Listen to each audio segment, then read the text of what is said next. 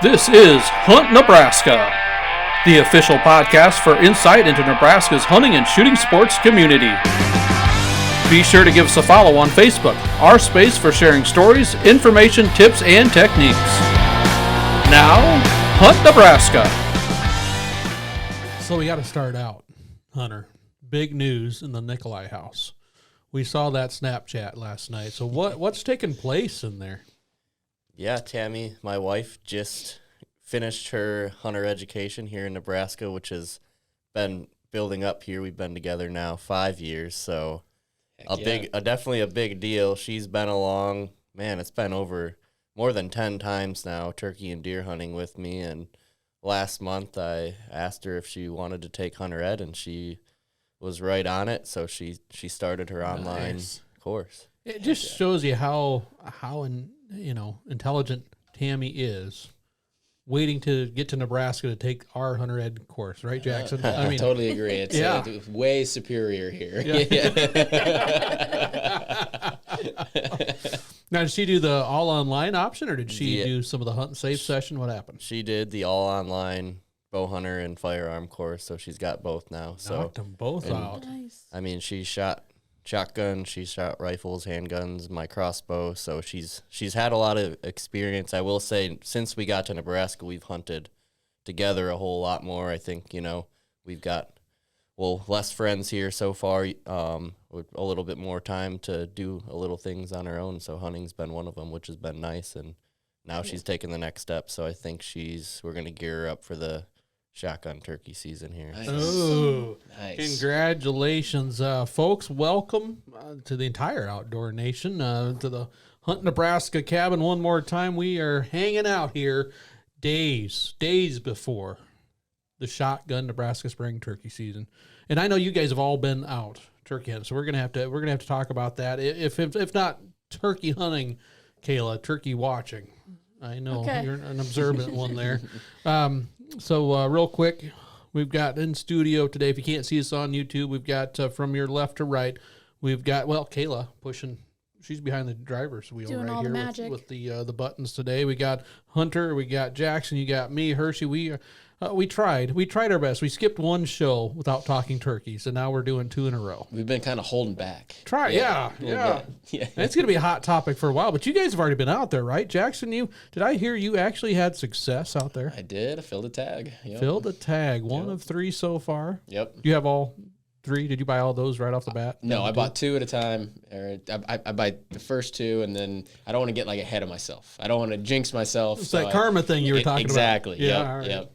You don't want to look greedy. Exactly. Yeah. If I get the amazing opportunity to buy a 3rd tag, then it's a good season. You're going to do it. Yeah. So and Hunter, I know you've been out. You just mentioned that you've been able to spend a little bit of time out there. Yeah, I've been out 3 or 4 times now. Had a buddy come in from Wisconsin. He had never been hunting. He just tagged along on opening day of the archery season, which was nice. We heard some gobbles, didn't see any turkeys that day, but had seen turkeys, heard turkeys every time. So now it's just a matter of harvesting a turkey. So, and I bought my first turkey permit, I think, it would have been right when Game and Parks opened up the 22 licenses, and then figured I'd get my second one just in case I had an opportunity yet too. So I'm kind of in that same boat now. Yeah. Yeah, you can. You definitely can. And have you been out yet, Kayla?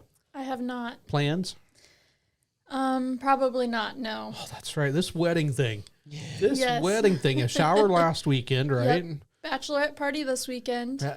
Still waiting for the invite. Man, I didn't get invited to your fiance's bachelor party because that already took place. Yes, that was quite a while ago. Oh, man. I've only been invited to the wedding that I can't go to. That. Actually, to see you at a bachelorette party would be a sight to see. It'd be the talk, wouldn't it? Yeah. Hey now. Family show. That's exactly right. You've been kind of busy, going to be busy because the official date is the 21st of May? I mean, that's... Well, we're doing it very interesting, non-traditional. We're having a split ceremony and reception, so they will not be on the same day or even in the same weekend. Well, what did I get invited to then? Did I get invited to the reception? The most important part, the reception. The reception. Yep. Definitely the most important part. Yes. Yeah. So you're getting married the week before Yep, we're making a big trip out to Colorado on the 14th. on the 14th. Okay, Yep. so this is going out. Yep. And then the 21st Yep. is the reception. Yep. And then the following weekend is the honeymoon.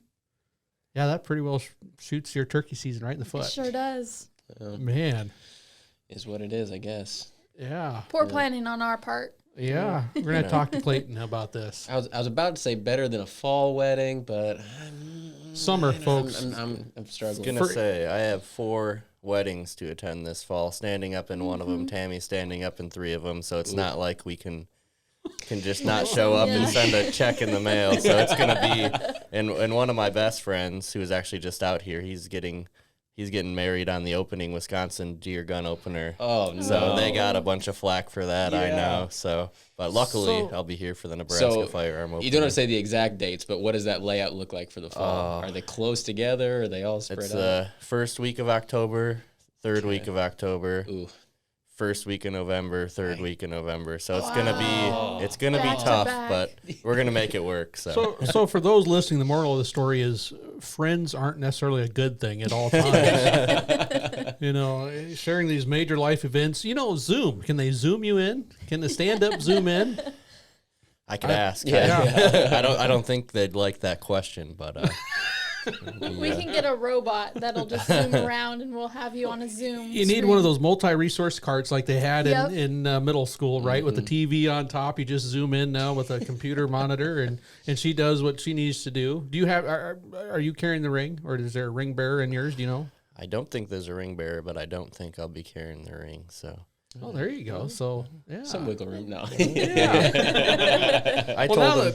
I told them we needed to get out for because it'll be in Wisconsin, so we'll get out that morning because it's not till the afternoon. I told him I'm taking him hunting because he made it on the opening day for the Wisconsin There you season, go. so we got to have some compromise there. be a good influence in their life. So that's a good one. Now you guys got me depressed all the way through November about missing hunting season. So, Kayla, you're gonna have to get out during the week sometime. I'll try my best, but no guarantees. Yeah, just She's got a slave worker as a boss. I do. I really do. does. Luckily, she's not here today, so that we can work on this whole what days you need to be sick. And That's not who he was talking about there, Aaron. Jeff. Getting closer. Jeff all the Closer. time. We wouldn't mention the other one. Yeah. So let's get back to something happier here. Let's talk about turkeys and getting ready for the shotgun opener, April 16th. This last week, April 9th, I believe it was, the youth shotgun season opened up. So you guys have been out there. What have you been seeing? You've seen birds. You're hearing birds. You've got a bird. Are they starting to break up? Are they starting to move across the landscape, being more responsive to calls? What's happening? And granted, folks, we just got done with 4 days of 90-mile-an-hour winds or something like that. It was almost it's got to be a record for the most sustained tornado winds in Nebraska in some time. It was I lost a couple of shingles. 34. I wouldn't doubt it. Yep. Yeah. Anyways, well, Hunter, your opening morning beats mine. My first 2 hunts, I didn't hear a bird. The normal spot where we've been seeing them this fall and last spring on this particular property, they just weren't there. So I was a little down in the dumps, to be honest. I was not too happy with how my season was beginning, but switched it up, went to a different property, about an hour in a different direction, and it paid off. There were a lot of birds down there. They were still flocked up. It would have been, I think, the 3rd, something like that. Anyways, and they were still flocked up. I did see 2 toms roaming around while I was driving to this property, so that kind of got me excited. But when it all came together, they all came at once. For about 30 minutes, I had 25 birds. Ooh. I mean, with anywhere from 3 yards into right in the decoys. That's one of the fun things of a Nebraska season, isn't it? You can catch them when they're still in those big flocks. Yeah. And every once in a while, you get to be in the middle of it. So was it an afternoon hunt or a morning hunt when you were successful? Mid-morning. Mid-morning. So you went out in the morning and. Yep. So I weren't there chose before? to sleep in. I did. My original plan was to get up and uncharacteristically, I hit the snooze button and decided maybe mid-morning would be better. And you were right. I don't know. Maybe I could have gotten one off the roost, but as flocked up as they were, I think I made the right call. Yeah. Got out there and it all happened pretty quick. So it was. I got to say, I think the one thing, if you are banking on the mid-morning, sometimes getting out there too early, and I still do it because I love to hear them gobble. Mm-hmm. And they do the most, obviously, off the roost. But it's kind of, can I withstand that length of time that I'm going to be from pre-dark, before sunrise, all the way to when I think it's going to be good. And sometimes it's just, you got to keep your mind busy sometime, and that takes a lot out of you. Yep. So sleeping in can be a good thing. It worked in this case. It did, yeah. Yep. Just, got set up in typical fashion, made a couple of light calls every 10, 15 minutes, and about 45 minutes into that, I heard a hen responding to me. And she wasn't, sometimes when you hear hens responding, you can tell they're kind of peeved, right? Yeah. They're kind of, they don't like hearing what you're saying, and they call back, and you can really get aggressive with it. But this hen was just kind of calling. A couple of yelps here. I could hear her cluck. I could tell she was getting a little bit closer. And then after we'd gone, talked back and forth a little bit, I heard a gobble. I was like, oh, okay, so there's more than one hen there. And then about that time, I could tell she was getting a little bit closer. And all of a sudden, it sounded like a flock of turkeys going through the woods. I mean, you could hear them scratching. You could hear them in the leaves. It was pretty cool because I could hear them getting closer and closer and closer. Three jakes came into the decoys.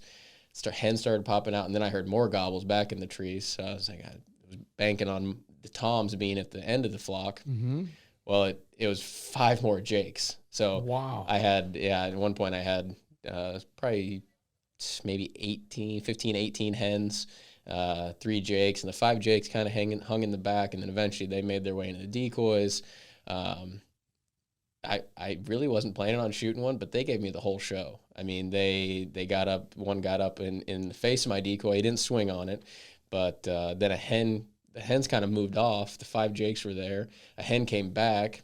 They basically bred, and then at that point I was like, I think I'm gonna shoot one. So I wasn't using a ground blind, so I told myself if I could get drawn clean, I didn't want to shoot it at a spooked bird with my bow. And I told myself if I can find an opportunity to where all 5 of them aren't looking in my direction somehow and get drawn. And I managed to do it. Worked. Yeah, managed to do it. That's and neat. Made the shot. His buddies jumped on him. They're ruthless. They are so ruthless. But Isn't that interesting? It is. So did you have a chance to shoot another if you wanted to? Or? I could have. Yeah, I could have. I didn't. They were all jakes. Right. So you were already kind of contemplating the first one, so I get it. I like to try to hold out for toms, and after seeing 8 jakes, it was kind of like, well, it's not like I'm saving 1 jake for next year. So right. Yep. And I knew Katie's gonna want to get out here. I've got some family friends coming into town, so my own time may be a little bit limited as we get more into the shotgun seasons. So it was a great hunt. I got no problem taking a jake, especially with a bow. You're going for the experience, Yeah. to be quite honest with you. Whatever experience you're seeking, if you get it, Yep. hey. And my what's the brother deal? or my brother-in-law was in town, so we made fresh turkey that night for him, and Nice. so it was great. Nice. So now, Hunter, I know you've come close. In fact, probably at times you've seen them where you just were. Yeah, and I've been out, that evening hunt. I think it was my second hunt of the archery season, and I haven't killed a bird yet with my crossbow hunt. I haven't killed a bird yet with my crossbow, so it's a little bit of a learning curve, Killed birds with shotgun, obviously, but I was about to call it quits. I was out from about 3 to 6:30. It was raining pretty good. I think it was a Friday evening, so I packed up the truck on public and started driving away and saw a gobbler on a beeline, looked like he was headed to the roost, right back to where I was sitting. So I was kind of, I stopped for a second on the road. I'm like, I got to go back. It was kind of quiet up to that point and, raining. So I turned back around, snuck back in real quick, almost running into the woods because I knew he was moving. I knew where he was going to. And unfortunately, didn't have the opportunity to set up any decoys because it was that quick. I had to get in there and sit down and just let off a couple purrs, and 30 seconds to a minute later, he come running right to me, kind of looking for me. head bobbing, stopping, looking around. I heard her. Yeah. If I had a decoy out, I think I would have had him coming in right to me, but I was sitting against a tree on a kind of a little ridge there, and the dogs on the neighboring farm barked, and I think that's what really kind of put in a little bit of an alert. Obviously, not seeing any hen in his sight did that too, I'm sure, and he didn't kind of looped around me. And at this point, I probably had about an hour left, and maybe a little less than an hour left of shooting light. So once he was out of sight, I dropped back a little bit and tried to give a little more clucks and purrs, but I didn't see him. And at that point, I got out of there a little bit before sunset because I didn't want to get him off the roost or spook him too much. So that was one close encounter that I had. And then just this past week, again, was sitting for a while in the morning where I know they're roosting. Again, a quiet morning, so they must have been at a different roost site. So I probably 8:30 moved, got in the truck, was driving to a different piece of the public property I was on where I thought I might have some luck, and saw 2 hens and tried to set up on them. So I set up about 100 yards away, 150 yards south of them. And, as soon as I sat, gobble right there. And I was right. I was pretty much right in between them. I was a little set back from them. And again, gave off some quiet clucks and purrs and had them gobbling back and forth for a little bit. But that time it was kind of right along a lake, and the geese were going at it, so it made it tough to hear. And I knew he was probably, they're already probably in the process of those hens coming to him. So figured he met up with them, and unfortunately had to come into work and couldn't wait it out too much longer. So never laid eyes on them, but I'm getting closer. So it's promising, hearing birds, seeing birds. You're doing something right. It's just a matter of closing that gap, being patient. So, and I always think the best is yet to come, especially when we're talking right now, early April. Finally getting kind of towards that middle of the month. It's only going to get better as we go to the end. That's exactly what I was going to say. It's the more they start to disperse even more, I'm already seeing some signs of dispersal, so that's nice. But the more the hens start to get bred and start nesting, and the seeking phase will definitely turn on hotter. Right. Yep. But that brings up an excellent point. We were talking about before we walked in here is there's a lot of great turkey hunts, a lot of great turkey memories when you never close the deal, right? I mean, either you miss the shot or it just doesn't quite work out. We've heard, Jackson, you mentioned that time recently that you had a bird well within range for the bow, and he just wouldn't step out. No, it was a little bit of my fault for where I set up. I got closer than I needed to. And I could have set up in just a slightly more open spot in the cedars, and I think that's where actually he was standing looking at my decoys. But that was an exciting hunt. I got to say, that was one I walked away from, and I was like, I'm not coming out with a bird, but that was fun. That was a lot of fun. It's going to bring you back. Yeah. Yep. Yeah, we've all been there, right? Have you had one of those, Kayla, where it almost works? Definitely. Yeah. You're not going to share it with us? I was going to say that. I was like, I don't want to talk about it. So I've only been out turkey hunting twice.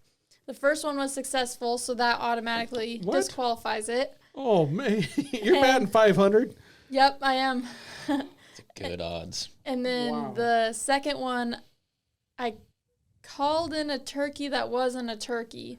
It was a turkey hunter. That was kind of stalking turkeys, and I called him in. He had a decoy in front of him, so it looked like he was a turkey when he crested kind of over this little hill bluff, but it ended up not being him. He saw our blind. I was out with my fiance, and he saw us, and he's like, "Oh, sorry, I'm just gonna go this way," and then that kind of busted the whole day. Wait a sec. You were hunting with your fiance in the blind. Yes, okay, yep. All right.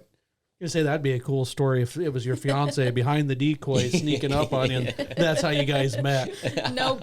Wow. Nope. That's a story. Hunter, if you've had some close calls in the turkey woods, now you said you're kind of getting into turkey hunting more now that you've moved here to the great state of Nebraska. Yeah, I've turkey hunted, on and off since I was 12. The spring's kind of always busy when you're a kid growing up in school with sports and stuff like that, but I do have one story. I was with, but I wasn't hunting. It was my dad, my older brother, and me. I don't think I was of hunting age yet. And we were sitting, this is in Wisconsin on Washington Island where we did most of our hunting.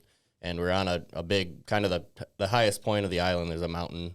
We call it a mountain. It's more just a big ridge. But we're there, in the morning. We got, on the ridge, you can hear gobbles coming from all the directions. You're up high, you can hear the sound traveling pretty good. And one gobbler started getting closer and closer coming in.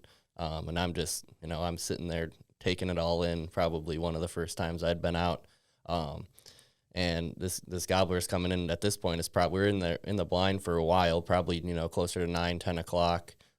Everything's already woken up, and the bird's now in sight, about 100 yards, 80 yards, coming in slowly, and all of a sudden, out of nowhere, on the neighboring property, a guy or a gal, I don't know, starts up a chainsaw. Oh, no. And at this point, I don't think my older brother had harvested a bird yet either. So it was, all the excitement was building up. Everything was looking good. Bird was coming in, responding to our calls. It was at that last stage where it was, 30, 40 more yards, and he was going to have a shot. And, things like that happen. So it's frustrating in the moment, but it makes for a good story later on. So Absolutely. Oh, wow. No, Jackson, any others any better than this last one where, that thing was, what did you say, 10 yards away? Oh, it had to have been. I could hear. I could hear his footsteps. I could hear when he strutted. I could hear his wingtips hit the ground. I could, when he gobbled, you could hear it kind of catch in the back of his throat. It was That's frustrating. Close. That's but close. Awesome. And you were sending us Snapchats. I was in the woods too, so I didn't have my sound on, but I'm watching this. I'm like, I bet he's got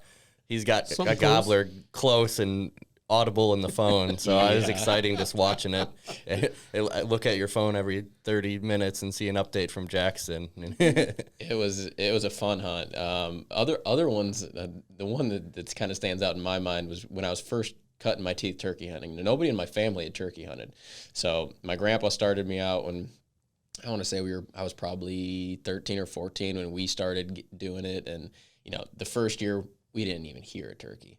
The second year we heard a turkey, and that was the excitement. The third year we saw a turkey, and I think the fourth year we finally killed one. So it took a little bit. There's a learning curve, but my dad got into it with me, and we had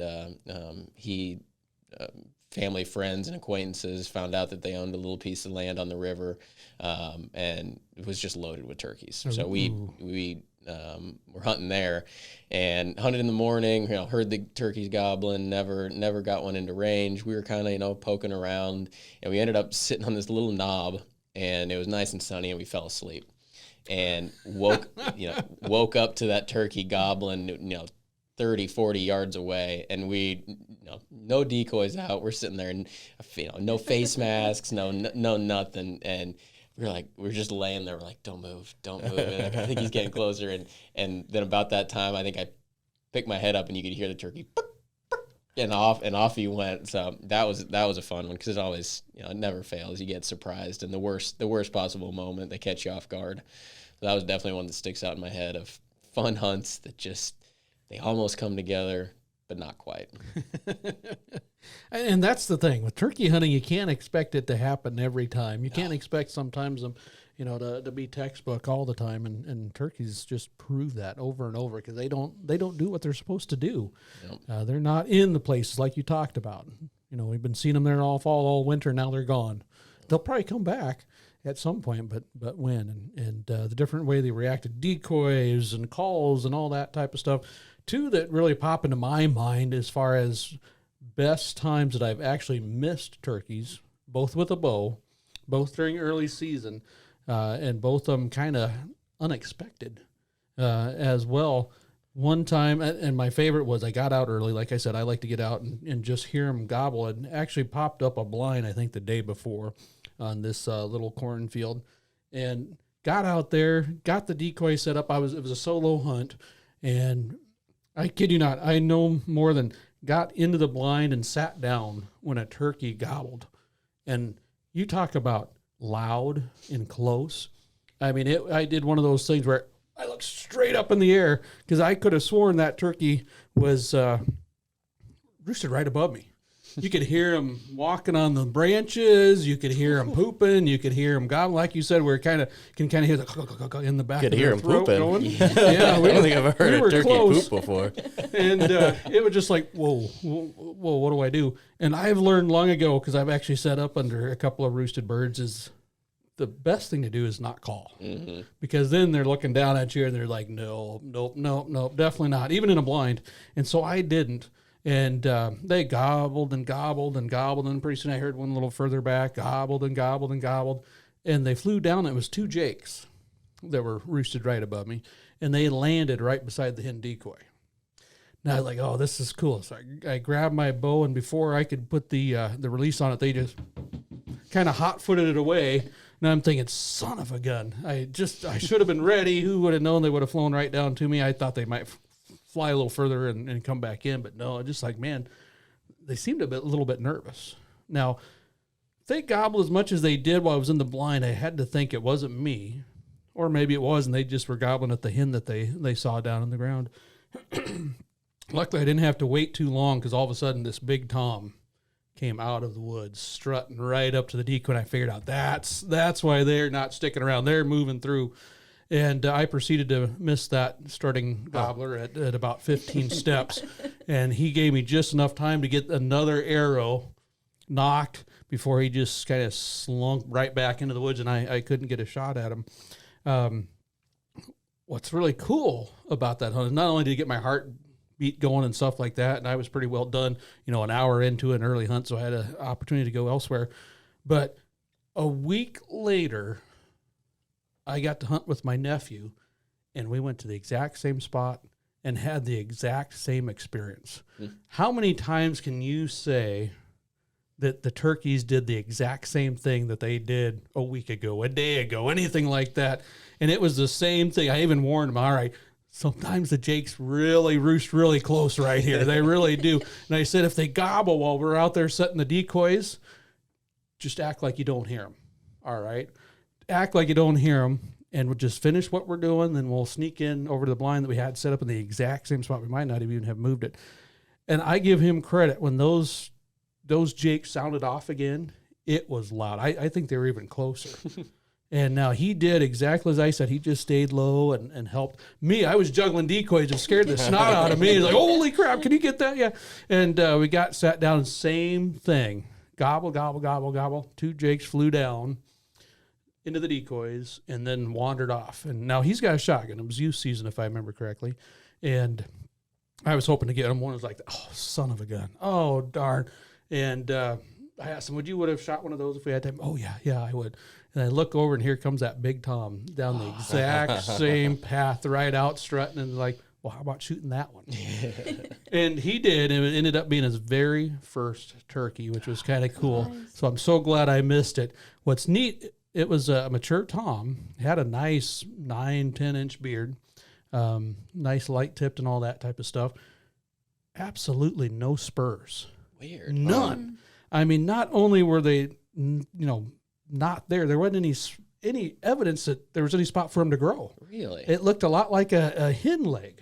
It really did. It was quite the unique trophy.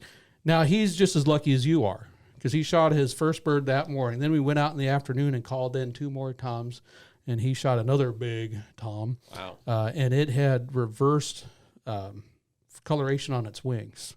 On the wing tips, instead of being, black with a lot of white striping, it was really white with some black striping. It was another cool one. I thought you were going to say it had 2 sets of spurs. Yeah. Make up for the lack of spurs. That would have been cool. But so were you the first occasion where you missed the gobbler? Did you call it all, or did that bird come in kind of quiet after those jakes? He came in kind of quiet. I might have called as the jakes kind of wandered off, because I heard gobblers or gobbles a little further away, but not a lot. The ones that it was hard hearing over the 1 or 2 that were right above me. But I probably did, just thinking those might be my only chance. Those might be my only chance to try to get them back, because if nothing else, I'd love to show and that type of stuff. But that was exciting. So I always look back at that as one of my favorite misses. Now, I've missed a lot of turkeys with my bow and arrow, where you're like, you just look out there and it's like, I think I can do this. I think I can squeeze it through that little hole.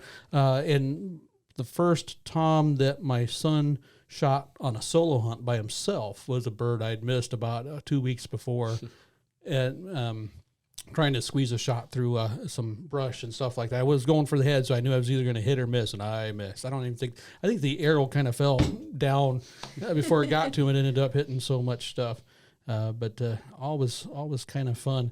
Now that said, do you remember, Jackson? You were here when the pandemic hit. Oh yeah. And we started doing we were just filming like little turkey tips, since we couldn't do our learn to hunt workshops like we did in person at the time. And Hunter, you weren't here putting them online for us like you are now, which is awesome, folks. You got to check those out. We were doing just with our cell phones, and maybe if we had a GoPro or one of the other SLR cameras or something like that. One of the hunt I will not forget, and I was successful on this one, is I decided, all right, I've got to do this topic. And I can't remember. I think it was about not calling too much, about how silence can be your friend in the woods. And I thought, you know what? I'm going to go do that, because we were filming those out in the field. Yep. We didn't want to be inside. We wanted to show people outside doing things that they could still do during the pandemic and during some of the lockdown stuff. And so I went out there, Kayla, and as I'm trying to film this, I was like, take two. Had the camera on the tripod and all that, and hit and run back to my spot and sit down, make sure you get back there. Like, nope, I cut my head off from the nose up. Go start again. But while I was sitting there and like take two, I hear a gobble off in the distance. So I hurried, wrapped up that little thing that we were filming for like 30, 40 seconds. They weren't long, were they? Nope, short. Yep. And ended up calling that turkey in. And what I did is I didn't want to take my bow out there. I wanted something I could carry. It wasn't shotgun season. And so I grabbed one of the crossbows we had here in the office, Hunter, and just like, wow, I got a broadhead here. I got a turkey permit in my pocket. We're gonna make this happen. And about 5 minutes after I stopped the record button, there were two jakes strutting in the decoys, and one big. It just kind of had to look at it. It's like, man, that beard's a little longer than it should be, right? But yeah, it's got to be a jake. And that was my one and only turkey harvest with a crossbow. That was exciting, sitting on the ground, being right there. It was pretty cool. Yep. It was pretty cool. So looking forward to doing that again. I really like blinds, and there's a lot to be said about them, and I use them frequently throughout season, but there's something about being on the ground, kind of, you feel like you're a part of it a little bit more. Yeah. I grew up hunting turkeys out of blinds and hunting deer out of tree stands. And I mean, a tree stand, you're open. You have vision of kind of everything around you going on. The sound coming clear. They're not muffled by your blind or anything like that. But This spring I've been just sitting on the ground with a little riprap, burlap camo kind of thing that I put up around me that conceals me enough, and I enjoy it. I like to take everything in, and it's cool. But when you're taking people out, certainly makes it a little bit tougher, especially new folks and comfort levels and things like that. So this last time out with Tammy, it was getting close, because it was an evening hunt and getting close to kind of the same time, sitting in the same area that I had that went back to cut that bird off, heading back to the roost, and told Tammy, be quiet, be still. I think it's gonna be the right time. And she's like, I have to go to the bathroom. And you should have seen my face. And then a couple of seconds later, she's like, I'm just kidding. She was just messing with me. Man. So she knew by my demeanor that I was getting a little excited and ready. And that's great. I had a good friend that just getting into turkey hunting, and it was taking him, and we ended up being really good turkey hunting buddies, still are. It had rained that morning, and we kind of had some rain jackets on type stuff, but it kind of was starting to slow down. We got into a woods, a really small chunk of timber where either the birds were or they weren't. I mean, you'd know pretty fast. And today they were there. And I sat down by the tree. It was shotgun season, so we both had our 12 gauges. I was at the base of a tree. He was about, probably 20 yards in front of me, if that, maybe just a little under.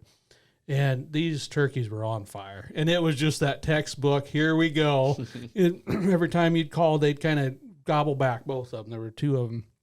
And it was getting louder, and they were getting closer every time. It was wonderful. And it was one of those, they gobbled, and I thought, yep, they're in shotgun range. All they got to do is go take that last step out from behind the bush or whatever, because I could see my buddy Mike, he's got a shotgun up. He's got his shotgun up. I mean, it's like he's aiming at something, right? So I'm waiting for the boom.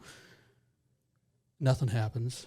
And then all of a sudden I see him lay his shotgun down, start unbuttoning, unzipping his rain jacket, pulling it off, throwing it to the side, grabbing his gun, picking it up, putting it in his shoulder, aiming again, and then looking over the barrel, like, where'd they go? Never saw or heard the turkeys again.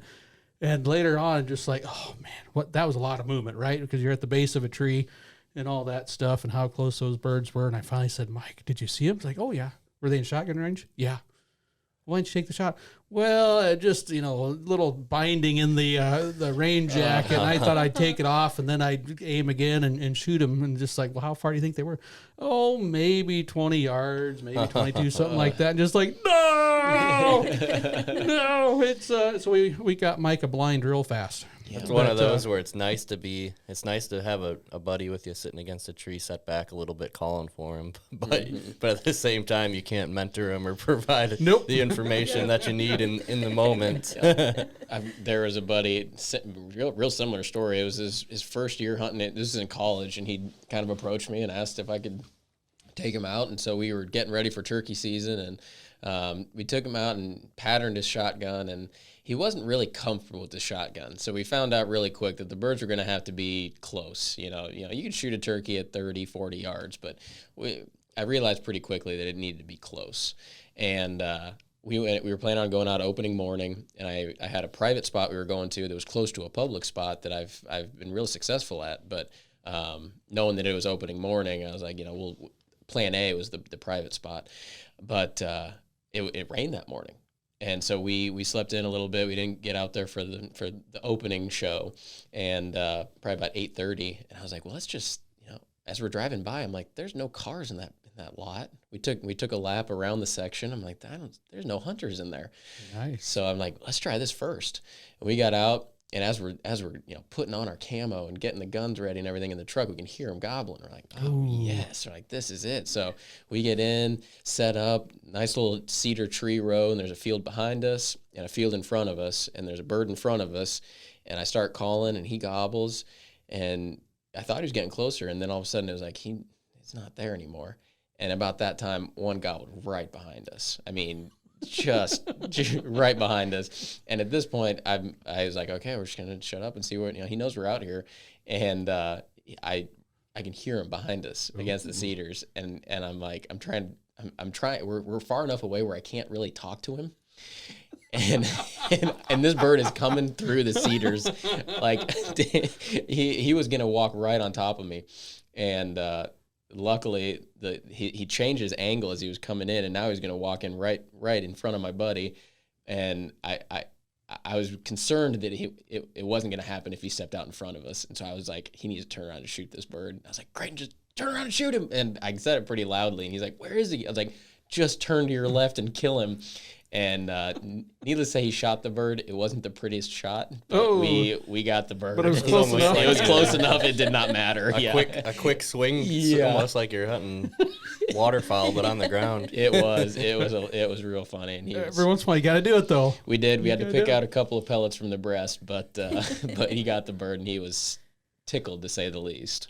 I'm going to steal a story from a good friend and former boss of mine by the name of Kenny. He had a farm that he just knew there had to be turkeys on sometime. And he was just, I'm gonna get a turkey off my farm sometime. I'm gonna get a turkey, and he just tried. And he had a friend with him that was kind of new to turkey hunting, and they finally went out one afternoon and said, we heard them over here kind of on this end. Finally, some turkey gobbles on our place, but it was one of those. It'd been long nights, early mornings, over and over, and he said it just was nice, calm, slight breeze to cool you off. Sun was hitting me.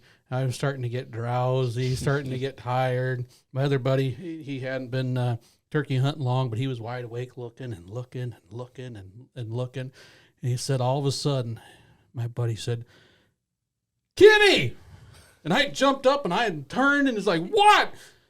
Don't move. He said, by that time I saw the only gobbler on my place running around to the next farm right across the field. It went 100 yards before it had to jump the fence, but just like, next time let's work on our communication a little bit. Yeah. But that's fun. Sometimes the misses are just as fun as memorable as the hits. Yeah, you'll learn real quick if you're in the woods, especially as a new hunter, and you do something that spooks game, you'll learn real quick not to do that again. So sometimes it takes that experience to learn that, though. That's what makes it fun. When I first picked up a bow, nobody in my family bow hunted, so I was teaching myself, and I had target panic. Looking back, I didn't know what it was at the time, but I had target panic terrible. And I was a big shotgun shooter.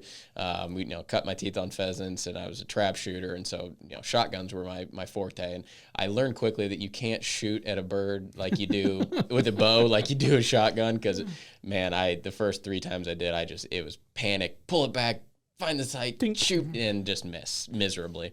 And the one time, this was kind of when like video cameras and like portable video cameras were kind of new, and so my dad had a new video camera, and he had the whole thing on video. I mean, the bird there was 2 beautiful toms right at 10 yards, and 2 misses.